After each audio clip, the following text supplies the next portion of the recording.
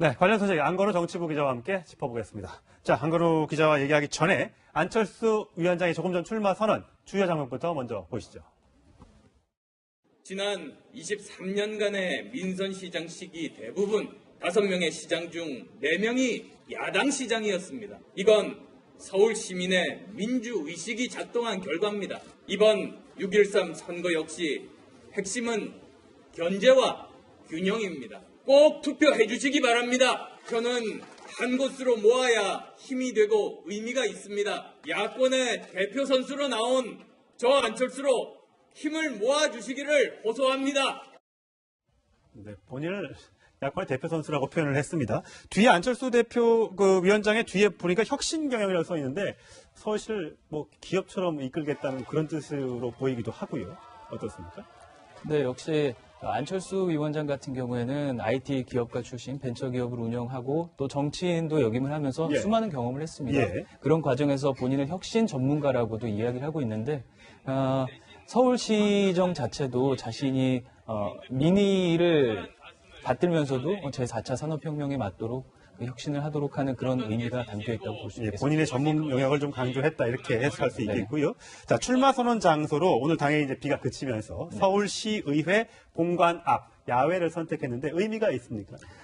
일단 쉽게 공성전을 생각해 보면 서울시장의 막루에 올라가 있는 사람은 결국 박원순 시장입니다. 현재. 예, 현재 서울시청에. 그래서 공성전을 하기 전에 적장에게 어느 정도 선전포고를 하는 선전포고다. 그런 의미도 있을 수가 있겠고요. 또 서울시 의회 자체가 2대에서 9대 초반까지 국회로 활용이 됐습니다. 예. 그리고 이 과정에서 최초의 민법이 제정되기도 했고 예. 의원 내각제 개헌이 이루어지기도 한 역사의 현장인데 우리 근현대사가 담긴 것이고요. 예. 과거를 뒤로 하고 새로운 미래를 열겠다는 그런 의미라고 안철수 씨가 예. 설명하고 있습니다. 길 하나 건너서 일단 출마 선언이 있었고요. 또 사무실도 구했는데 사무실도 공교롭게 또 안국역 근처라고 하는데 이게 또 박원순 시장의 캠프와 또 비슷한 곳에 있다면서요? 그렇습니다. 제가 직접 가봤는데 아. 두 빌딩 모두 안국동 사거리에 있습니다. 예. 사거리에 있고 안철수 캠프가 들어설 빌딩에서 박원순 캠프가 들어설 빌딩이 그대로 보입니다. 예. 정말 잘 보이는데요. 불과 200m 가까운 거리고 걸어서 제가 이동을 해보니까 한 2분 정도? 네, 상당히 가까운 거리라고 할 수 있죠. 예. 자, 두 캠프 이제 앞으로 어떻게 할지 모르겠습니다. 물론 아직 민주당의 경선이 있기 때문에 그리고 또 결선 투표도 도입이 됐기 때문에 누가 민주당의 후보가 될지는 아직 알 수 없는 그런 상황이고요. 그렇습니다. 일단 안철수 위원장이 이렇게 서울시장 나간 거 어떤 분들은 뭐 하향 안정화 지원이냐. 왜냐면 지난해 대선 나갔으니까요. 어떻게 지금 이걸 평가해야 될까요? 물론 뭐 여러 가지 셈법이 있을 수도 있겠지만 선당 후사의 입장을 안철수 위원장이 누누이 밝혀왔기 때문에 예. 지도부에서도 서울시장 출마를 강력하게 요청을 했었죠. 그런 점을 받아들인 것이고 또 과거에는 박원순 시장과의 이명박 정권이라는 대척점이 분명히 존재를 했지만 이번에는 동지가 아닌 적으로 만나게 되지 않았습니까? 예. 그래서 인터뷰에서도 나왔듯이 서울시장 완주를 하게 될 그런 셈법도 충분하다고 생각을 합니다. 예, 일단 공교롭게 일단 서울시장이 만약에 안철수 위원장이 된다면 4년을 할 수 있지 않습니까? 그렇습니다. 대선도 그 같은 해에 있기 때문에 아마 안철수 위원장의 생각은 또 더 큰 꿈을 꾸고 있는지 모르겠습니다. 그건 뭐 개인 사정이니까요. 네. 자, 안철수 바른미래당 인재영입위원장.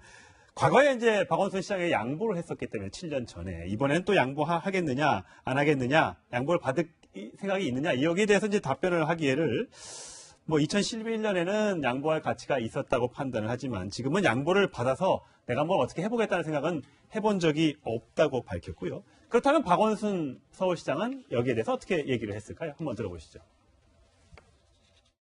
저는 깊은 신뢰 관계를 쌓아왔고 그리고 지난번 2011년 보궐선거의 그런 결단에 대해서 지금도 저는 감사하게 생각하고 있습니다. 우리가 민주개혁 진영의 그야말로 동지의 어떤 관계였죠. 근데 그 이후에서 당적도 또 서 있는 위치도 달라졌습니다. 저는 민주당 후보이지 않습니까? 그렇죠. 민주당 후보죠. 지금 민주당 내 경선 3파전으로 지금 압축이 됐는데 어떻게 보세요?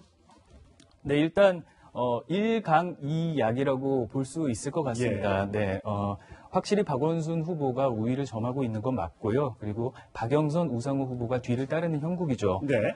그러나 이들이 좀 자신들의 강점을 추구하는 것이 뭐냐면 과연 양보론에서 얼마나 박원순 시장이 자유로울 수 있는가. 아, 그러면 양보. 예. 그 양보론과 관련해서 두 사람이 한 얘기가 있습니다. 박영선, 우상호 의원의 얘기를 나란히 들어보시죠. 박원순 시장 입장에서는 양보론이라는 어떤 그 부담이 있기 때문에 박원순 시장님은 안철수 후보에게 빚진 게 있기 때문에 딱 그 얘기를 하네요. 네. 자, 근데 만약에 저렇게 해서 이제 양보론을 해서 현재로서는 후발 주자인데 결선 투표라는 게 도입됐기 때문에 거기에 지금 기대를 걸고 있나 보죠. 그렇습니다. 일단은 박원순 현 시장 같은 경우에는 네거티브라든지 공세를 강화하기는 어렵다. 이렇게 판단을 하는 게 두 아무래도 후보의 양보를 받았기 때문에. 그렇습니다. 예. 그런 입장이고 그렇기 때문에 더욱더 공세적으로 자신들이 후보로서 본선에서 경쟁력을 갖출 수 있다. 이렇게 보고 있고 현실적으로 뒤집기가 당장은 어려워 보이지만 그래도 우상호 의원과 이제 박영선 의원 같은 예. 경우에는 1차 경선에서 박원순 시장을 50% 밑으로 주저앉힌 다음에 합쳐갖고 2차 투표에서 뒤집어 보겠다. 그렇죠. 실제로 과반을 얻기 힘들다고 예상을 하고 있기 때문에 그런 점을 노리고 있습니다. 예. 자, 한국당 얘기도 한번 해봐야 될 것 같습니다. 자, 홍준표 대표, 김문수 전 지사를 대표 선수로 내세울 것 같은데 왜 그랬을까요? 한번 들어보시죠. 저희 당도 지난 1년간 혹독한 고초와 시련을 겪었습니다. 참 많은 고통과 시달림과 그런 게 있었습니다. 우리 당도 한국의 보수 우파도 이번 지방선거를 통해서 꼭 부활할 것이다. 예, 꼭 부활하면서 김문수 전 지사 출마 가능성이 이제 공천 가능성이 높아졌잖아요. 어떻게 예상이 됩니까? 일단 홍준표 대표의 바람과는 달리 자유한국당의 상황이 그렇게 녹록지만은 않습니다. 예. 어제 정진석 자유한국당 의원이 자신의 SNS를 통해서 밝힌 것처럼 지방선거를 연대하지 않으면 바른미래당과 연대하지 않으면 자멸할 가능성이 크다. 이렇게 하면서 연대론을 다시 불을 지폈거든요. 예. 그러나 아직까지는 이제 홍문표 한국당 공천관리위원장도 연대는 국민에 대한 도리가 아니다 이렇게 선을 긋고 있지만 앞으로 다른 의원들이 또 추가로 연대론을 제기할 가능성도 충분히 남아 있습니다. 예. 잘 들었습니다. 고맙습니다. 네.